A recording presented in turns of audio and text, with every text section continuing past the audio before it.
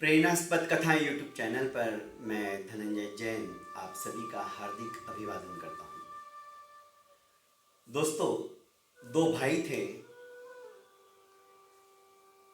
पिताजी के स्वर्गवास होने के पश्चात दोनों भाइयों के ऊपर व्यापार की रिस्पॉन्सिबिलिटी आ चुकी थी। दोनों का विवाह हो चुका था, बच्चे थे। दोनों में प्रेम भी अटूट था। लोग मिसाल देते थे कि देखो राम लक्ष्मण की जोड़ी जा रही है। एक दिन व्यापार में लेन देन के कारण से आपस में तू मैं हो गई। तूने ऐसा क्यों कर दिया? बड़े भाई की ये कहने के ऊपर छोटे ने कहा कि मैंने सोच समझ के ही किया है। बात बढ़ती चली गई। बात कुछ भी नहीं थी, पर झगड़े का रूप धारण करते हुए इस झगड़े ने पराकाष्ठा पार कर दी। दोनों ने आपस में बोलचाल बंद कर दी। एक समय ऐसा आया कि दोनों ने विभाजन कर लिया, व्यापार में से भी और घर से भी। जो संयुक्त परिवार था वो टूट गया। कोई किसी से बात नहीं करता था। रास्ते में कभी एक दूसरे से टकरा जाते तो दोनों एक दूसरे से नजरें चुकाते, नजरें चुराते, मुंह फेर लेते। बड़ी विचित्र स्थिति हो गई। जो राम लक्ष्मण की जोड़ी कहलाते थे, आज एक दूसरे से नफरत करने लगे। बात छोटी सी होती है दोस्तों, बैठकर उस समस्या का समाधान किया जा सकता है। यदि गलती अपनी है तो मानने में कोई हर्ज नहीं है, हम कुछ छोटे नहीं बन जाते यदि बड़े की भी गलती है तो। पर इस बीच जब झगड़ा हुआ था तो छोटे ने कुछ बात ऐसी कह दी थी जो बड़े के हृदय को छलनी कर चुका था। उसने सोचा कि मैंने इसे बाप का भी प्यार दिया है, मैंने इस पर सब कुछ न्योछावर कर दिया, मैंने इसे कभी भी अपना छोटा भाई नहीं समझा, ये मेरा ही बेटा है, ऐसा समझकर मैंने इसके साथ में व्यवहार किया। और ये मुंह में जो आए वो अनाप शनाप बोलकर मेरा अपमान कर दिया इसने। बस वो बात उसके हृदय को छलनी किए जा रही थी। दोस्तों, जीवन के अंदर कभी भी किसी के हृदय को आघात पहुंचे, उसका हृदय मरण से पीड़ित हो जाए, ऐसी बात कभी भी जबान पर मत लाना। क्योंकि झगड़े की जड़ यदि कोई है तो आपके मुंह से निकले हुए शब्द है। आप इन शब्दों से प्रेम को भी विकसित कर सकते हो और झगड़े को भी विकसित कर सकते हो। आपस में द्वंद्व भी लगा सकते हो और एक दूसरे की जो मनमुटाव हो चुका है उनकी सुलह करके उनके अंदर प्रेम की गंगा को प्रवाहित कर सकते हो। ये ताकत इन शब्दों के ऊपर है। क्योंकि तीर का, तलवार का, चाकू का, पत्थर का घाव एक बार भर जाएगा दोस्तों, पर शब्दों की जो मार है, शब्दों का जो घाव है, वो अमीट रहता है, वो कभी भी मिटता नहीं है। इसलिए बहुत सोच समझकर हमें इन शब्दों का प्रयोग करना चाहिए। खैर, छोटे के यहां पर विवाह का प्रसंग आया। इसकी लड़की सयानी हो चुकी थी। अब छोटे के मन में आया कि जो हुआ सो हुआ, पिताजी तो है ही नहीं और भैया ने सचमुच में मुझे पिता जैसा मेरे साथ में व्यवहार करके मेरे को बिजनेस भी सिखाया, सब कुछ किया, तो मेरा फर्ज बनता है कि मैं अब जाकर उनसे माफ़ी मांगूं और उन्हें कहूं कि आप आओ, विवाह का कार्य आपके हाथों से ही संपन्न करो। मन में पश्चाताप आया और पश्चाताप के आंसू बहने लगे। निकला और ज्येष्ठ भ्राता के घर पर पहुंच गया, उनके चरणों में गिर गया। चरणों को हाथों से पकड़ते हुए उसने रोते रोते माफी मांगी और कहा कि भैया मुझे माफ कर दो। अब घर में इतना बड़ा महोत्सव जैसा मनाने का मौका मिला है, पहली ही शादी है लड़की की, और आप नहीं होगे, आपका आशीर्वाद नहीं होगा तो सब कुछ बेकार है। पर बड़ा भाई टस से मस नहीं हुआ, क्योंकि वे शब्दों के घाव अभी भी उसके सीने में चुभ रहे थे, तीखे शूल की तरह चुभ रहे थे, जबकि इस बात को कम से कम 6-7 साल हो गए थे। कैसा रहता है दोस्तों, आज भी हम निष्कारण बिना मतलब यदि किसी को कुछ बोलचाल में आ जाता है और भस करके बोल देते हैं, फटाक से बोल देते हैं, हठात से बोल देते हैं, तो दोस्तों तुरंत उसकी माफी मांगो। वैमनस्यता जैसे जैसे बढ़ती चली जाएंगी, दूरियां बढ़ती चली जाती है, और इन दूरियों को मिटाने के लिए सबसे अच्छा उपाय और सच्चा उपाय कोई है तो विनम्रता से अपनी गलती स्वीकार करते हुए उस कलीमल को, उस दुरावे को,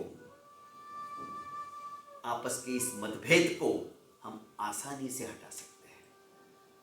चाहते तो हैं हम, मेरे से गलती हो गई, पर हमारा अहम हमें तकलीफ देता है, माफी मांगने के लिए रोकता है। बड़ा भाई टस से मस्त नहीं हुआ, उसने अपने पैर पीछे खींच लिए, मुंह फेर लिया। बहुत मन्नतें की छोटे ने, पर बड़े भाई पर कुछ असर नहीं हुआ, क्योंकि दुखाया छोटे ने ही था, पर बड़े को भी क्षमा कर देना चाहिए था। तो अब उसके मन में क्षमा नहीं बल्कि रोष आ रहा है, आक्रोश आ रहा है, क्रोधाभिभूत हो रहा है। अब क्यों माफी मांगने आया, अब उसको गरज है ना, इसलिए आया है मेरे दरवाजे पे, इतने दिन कहां गया था। तरह तरह के मन में विचार आने लगे। खैर दोस्तों, किसी से पता चला, रिश्तेदार वाले से, कि उसका जो बड़ा भाई है आए हुए नगर के अंदर जो महात्मा है उनके सत्संग में जाता है। डेली उसका नियम है, सत्संग से निकलने के बाद ही वो दुकान ओपन करता है, दुकान खोलता है। तो क्यों नहीं तुम उन संत महात्मा से ही जाके कहो, वे आपस में तुम्हारी सुलह करा देंगे। छोटा मन से ही चाहता था, दिल से चाहता था कि नहीं, मेरे बड़े भाई वापस मेरे पर वैसा ही प्रेम की वर्षा करे जैसे पहले करते थे। वो संत महात्मा के पास पहुंच गया। संत महात्मा के पास पहुंचने के पश्चात उसने निवेदन किया कि मेरे ज्येष्ठ भ्राता आपके पास प्रतिदिन आते हैं, आप उन्हें कुछ समझाइए, घर में ऐसी ऐसी शादी, और मेरी ही गलती है, मैंने ही उनको कुछ अपशब्द कह दिए थे, तो पर अब तक वे घाव भरे नहीं है उनके, आप कुछ समझाइए, मैं तो क्षमा मांगने के लिए भी तैयार हूं और मांग चुका हूं। महात्मा ने कहा ठीक है, मैं बात करता हूं। दूसरे दिन जब सत्संग के अंदर ज्येष्ठ भ्राता आते हैं तो महात्मा उन्हें कहते हैं, पता चला है गांव वालों से कि तुम्हारे छोटे भाई के यहाँ पर शादी है, तुमने क्या रिस्पॉन्सिबिलिटी ली है, तुम क्या करने वाले हो। उसने कहा, महात्मा मैं तो शादी में जाने ही वाला नहीं हूं, तो मैं रिस्पॉन्सिबिलिटी क्या लूं। क्यों, सारी बात बताई। महात्मा ने कहा, गुस्सा छोड़ दो, तुम्हें जाना चाहिए। उसने कहा, महात्मा मैं क्यों जाऊं, वो छोटा होकर मुझे सुनाता है, मेरा कितना बड़ा अपमान किया, आज भी मुझे उसके शब्द तीर की तरह चुभ रहे हैं, मैं नहीं जाऊंगा। महात्मा ने कहा, आज से 7 दिन पहले सत्संग में मैंने कौन से विषय के ऊपर ज्यादा प्रकाश डालते हुए एक छोटी सी कहानी सुनाई थी, तुम्हें याद है। बड़ा भाई सोचने लगा और ना में उसने अपना सिर हिलाया कि महात्मन मुझे याद नहीं है, विषय क्या था। महात्मा ने स्मित हास्य हंसते हुए कहा कि भक्त, 7 दिन पहले जो मैंने अच्छी अच्छी बातें कही थी वे भी तुम्हें याद नहीं है। कहानी तो हमेशा याद रहती, पर कौन सी कहानी कही थी वो भी तुम्हें याद नहीं है। अच्छी बातों को हम सुनते हैं और निकाल देते हैं, पर जो छोटे भाई ने तुम्हारे कुछ अपशब्द कह दिया वो आज भी तुम्हारे दिल को छलनी कर रहे हैं। तुम उसे भूले नहीं, और 7 दिन पहले की मेरी बात तुम भूल गए। क्यों आते हो सत्संग में? अरे कल से मत आओ, क्यों तुम्हारा भी समय खराब कर रहे हो? बस महात्मा की ये बात बड़े भाई के दिल को छू गई। उन्होंने हाथ जोड़कर चरणों में नतमस्तक होते हुए कहा कि महात्मन आपने मेरी आंखें खोल दी, मैं अभी जाता हूं, आज दुकान ओपन नहीं करता हूं, पहले छोटे के पास जाता हूं और उससे मैं माफी मांगता हूं। बड़ा भाई चला जाता है छोटे के पास और हाथ जोड़कर कहता है कि भैया मुझे माफ कर दे। वो तो चरणों में गिर जाता है कि भैया आप क्या कर रहे हो, आप बड़े हो, आप क्यों हाथ जोड़ रहे हो? मुझे मारो, मुझे दंडित करो, मुझे प्रताड़ित करो, आपको जो मन में आए आप बोलो, मुझे आपका अधिकार है। दोनों भाई रोने लगे। जनता जनार्दन देखने लगी कि वाह, पूर्ववत प्रेम राम लक्ष्मण का सचमुच में देखने जैसा हो गया है फिर से।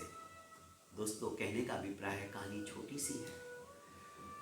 मन के अंदर जो हमारे विचार आते हैं वाणी के द्वारा हम उसे बाहर निकालने की कोशिश करते हैं, पर सोच समझकर यदि हम उन मन के भावों की अभिव्यक्ति शब्दों के माध्यम से देने के पहले उसको तराजू में जैसे तोलते हैं, वैसे हम तोल लेना कि मैं क्या बोलने जा रहा हूं।